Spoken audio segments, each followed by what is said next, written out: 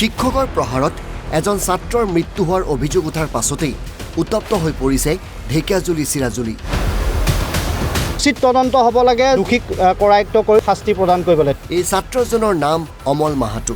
চিৰাজুলিৰ এইখন বিদ্যালয়ৰ নাম নিউ হৰাইজন ইংলিছ স্কুল। এইখন বিদ্যালয়ৰে ৭ম শ্ৰেণীৰ ছাত্ৰ আছিল অমল মাহাতো। শনিবাৰে শ্ৰেণীকোঠাত স্ক্ৰেলেৰে প্ৰহাৰ কৰা হয় অমলক। বৃহস্পতিবাৰে সন্ধিয়া মৃত্যু হয় ছাত্ৰজনৰ।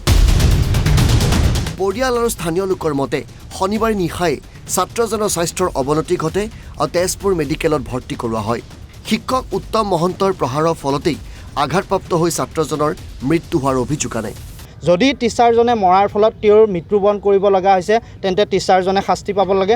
যদি ইয়াৰ ঠাইত কিবা ইয়াৰ আঁৰত বেলেগ কথা আছে তেন্তে সেই সম্পৰ্কেও উচিত তদন্ত হ'ব লাগিছে। এতিয়া একো গম পোৱা নাই যে দোষী কোন, গতিকে অভিযোগ উঠিছে, বিভিন্ন অভিযোগ। এই অভিযোগসমূহ মাৰিব লাগে আৰু এটা উচিত তদন্ত হ'ব লাগে আৰু ইয়াৰ ওপৰত এটা আৰক্ষী প্ৰশাসনে এটা বিহিত ব্যৱস্থা ল'ব। এজন শিক্ষকে তেওঁক হিট কৰাৰ পিছত তেওঁ যোৱাকালি 4টা বজাত মৃত্যু হৈছে।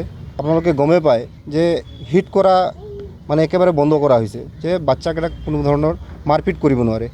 তাৰ মাজত যিটো ঘটনা ঘটিল, বাচ্চাটোক মাৰপিট কৰাৰ কাৰণে বাচ্চা আজি আমাৰ মাজৰ পৰা হেৰাইছে। এই ঘটনাৰ পিছতে উপস্থিত হয় প্ৰশাসন আৰু আৰক্ষী আৰু ঘটনাৰ তদন্ত ঘোষণা কৰে দণ্ডাধীশে। এতিয়া যিহেতু এই ইছ্যুটো ওলাইছে, ইনচিডেণ্টটো হৈছে এটা খুব মৰ্মাহত হোৱা ঘটনা।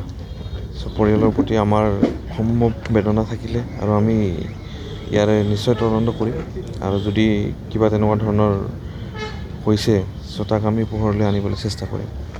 ইপিনে স্কুল কৰ্তৃপক্ষৰ মতে শিক্ষকৰ প্ৰহাৰত ছাত্ৰজনৰ মৃত্যু হোৱা নাই। ঘটনাটোৰ পিছত ছাত্ৰজনে আনকি পিকনিক খাবলৈও গৈছিল হেনো। দুজনে মানে কাজিয়া তাৰমানে ছাৰে যেতিয়া এনেকুৱা ব্লেকবৰ্ডৰ পৰা যেতিয়া পিছফালে চাইছিলে তেতিয়া এহেঁতক দুজনক দেখা পালে। ছাৰে লগে লগে যায় এহেঁতক দুজনক আঁতৰাবৰ কাৰণে মানে হাতৰ লগত যেনিবা তহঁতে কি পাইছে বুলি মাৰিলে যেনিবা। ছাৰেতো মই জানামতে ইমান আমি একেলগে আজি 10 বছৰ ধৰি আছোঁ।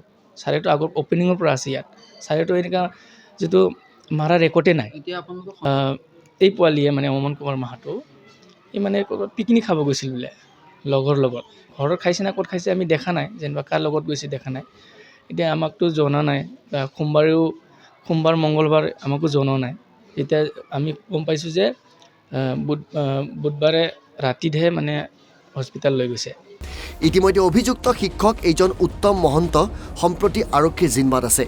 শিক্ষকগৰাকীৰ বিৰুদ্ধে এজাহাৰ দাখিল কৰিছে দুৰ্ভগীয়া পৰিয়ালটোৱে। ছাত্ৰজনৰ মৰণোত্তৰ পৰীক্ষাৰ পাছতহে সকলো তথ্য পৰিষ্কাৰ হ'ব বুলি ধাৰণা কৰা হৈছে।